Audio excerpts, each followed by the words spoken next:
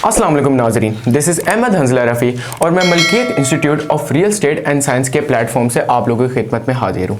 उम्मीद करता हूँ आप लोग ठीक ठाक खैरियत से होंगे। अब जब आप लोग टमाटर ख़रीदने जाते हैं तो आप जो है टमाटर का रेट 2 से 3 लोगों से पता करते हैं, लेकिन जब बात दुनिया के सबसे महंगे तरीन प्रोडक्ट की आ जाती है आप लोगों के मुँह पर ताले लग जाते हैं। आप इतनी सी भी जहमत नहीं करते कि आप पता करें कि जिसके थ्रू आप पैसे इन्वेस्ट करें या उसके पास रियल एस्टेट की कोई नॉलेज है या डिग्री, डिप्लोमा या कोई लाइसेंस है, नहीं। और आप इतनी सी भी जहमत नहीं करते कि जिसके थ्रू आप पैसे इन्वेस्ट कर रहे हैं या वो रियल एस्टेट एजेंट है जिसकी सारी की सारी नज़र अपने कमीशन और अपनी जेब पे, या वो एक रियल एस्टेट एडवाइज़र है जो आपको एक अच्छा और एक बेहतरीन मशवरा देगा। तो खुदारा आप सबसे गुजारिश है कि अपनी ज़िंदगी की जो जमा पूंजी है उसको देखभाल के इन्वेस्ट करें। तो और इस वीडियो को गौर से देखिएगा क्योंकि इस वीडियो में मैं आपको बताने वाला हूँ जो पैसा आप जो है रियल एस्टेट में इन्वेस्ट करते हैं उसकी टोटल वैल्यूएशन क्या है ग्लोबली। तो जी हाँ, आज की क्लास का जो हमारा टॉपिक है वो ग्लोबल रियल एस्टेट से होने वाला है। सो हम चलते हैं अपने टॉपिक की तरफ। तो हम बात कर रहे थे ग्लोबल रियल एस्टेट की। According to Savills, the global real estate is the largest sector of store wealth. आप लोगों को ये जान के खुशी होगी कि the combined value of global real estate is $326 trillion, जो कि stock exchange, bond, crypto currency और गोल्ड से कहीं ज़्यादा है। और जो इसमें जो रेजिडेंशियल रियल एस्टेट है वो उससे कहीं ज़्यादा है क्योंकि ये बढ़ती आबादी की सतह के साथ बढ़ती है। और इसके बाद कमर्शियल और एग्रीकल्चर रियल एस्टेट आता है। On a nation scales the real estate sector holds 40 to 60% of the nation wealth. ये जो है इकोनॉमिक ग्रोथ के लिए की तरक्की के लिए ज़ाहिर होता है। अब वर्ल्ड बैंक के मुताबिक पाकिस्तान का जो रियल एस्टेट सेक्टर है उसकी वैल्यू है 300 से 400 बिलियन डॉलर्स की, लेकिन ये जो लोकल एक्सपर्ट्स हैं इनके मुताबिक जो है वो इतनी नहीं है। वो उनके मुताबिक जो है ये कहते हैं कि ये $1 ट्रिलियन से भी कहीं ज़्यादा है। और जो रियल एस्टेट का जो सेक्टर है ये जीडीपी से भी 4 गुना ज़्यादा है। और मोर ओवर रियल एस्टेट के साथ जो जितनी भी ये जुड़ी इंडस्ट्रीज़ हैं जैसे कि कंस्ट्रक्शन जो डायरेक्टली और इनडायरेक्टली हैं, ये बहुत बड़ी तादाद में एम्प्लॉयमेंट्स भी पैदा करती हैं।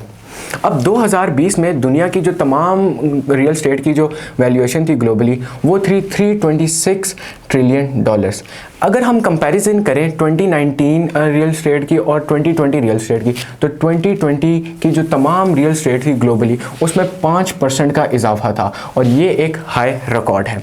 According to a global expert, residential real estate जो है वो ज़्यादा वैल्यू रखता है। क्यों? क्योंकि वो बढ़ती आबादी की सतह के साथ बढ़ता है और वो उसने एक साल में 8% का इजाफा किया था जो $258.5 ट्रिलियन बनता है। जी हाँ, $258.5 ट्रिलियन तक वो पहुंच गया।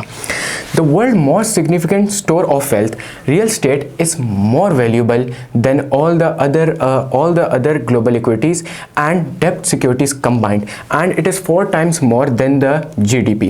अगर मैं यहाँ पे एक इंटरेस्टिंग बात आपको बताना चाहूँ कि दुनिया में जितना भी गोल्ड है उसकी टोटल वैल्यू कितनी है? उसकी टोटल वैल्यू है $21.1 ट्रिलियन, जो रियल एस्टेट की सिर्फ और सिर्फ 4% की कीमत बनती है। अब हम बात करते हैं रेजिडेंशियल रियल एस्टेट की। अच्छा, जब हम रेजिडेंशियल रियल एस्टेट की बात करते हैं तो हमारे माइंड में एक चीज़ आती है कि जिस कंट्री की आबादी ज़्यादा होगी तो ऑब्वियसली वहाँ पर रेजिडेंशियल रियल एस्टेट की वैल्यू भी ज़्यादा होगी।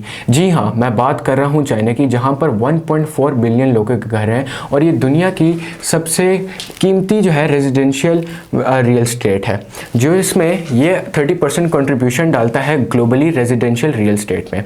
और दूसरे नंबर पर जो है वो अमेरिका है जो कि 11% कंट्रीब्यूशन डालता है ग्लोबल रेजिडेंशियल रियल एस्टेट में, जबकि सिर्फ 10 कंट्रीज जिसमें China, America, Japan, France, UK, Canada, south Africa, Italy और साउथ कोरिया जैसी countries make up the 75% contribution in the global residential real estate.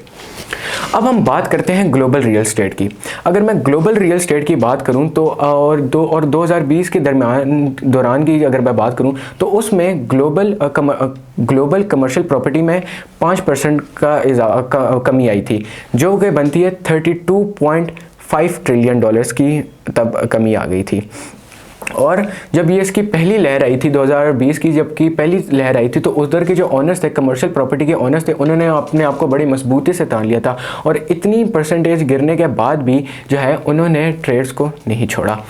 अब जैसे कि हमने थोड़ी देर पहले डिस्कस किया था कि चाइना के अंदर जो है रेजिडेंशियल रियल एस्टेट की वैल्यू ज़्यादा है, इसी तरह कमर्शियल रियल एस्टेट की जो वैल्यू है वो अमेरिका में ज़्यादा है और ये कमर्शियल रियल एस्टेट की जितनी भी कीमत है उसका 25% जो है अमेरिका डालती है और दूसरे नंबर पर चाइना आता है विद 16% एंड तीसरे नंबर पर जापान आता है विद 6%।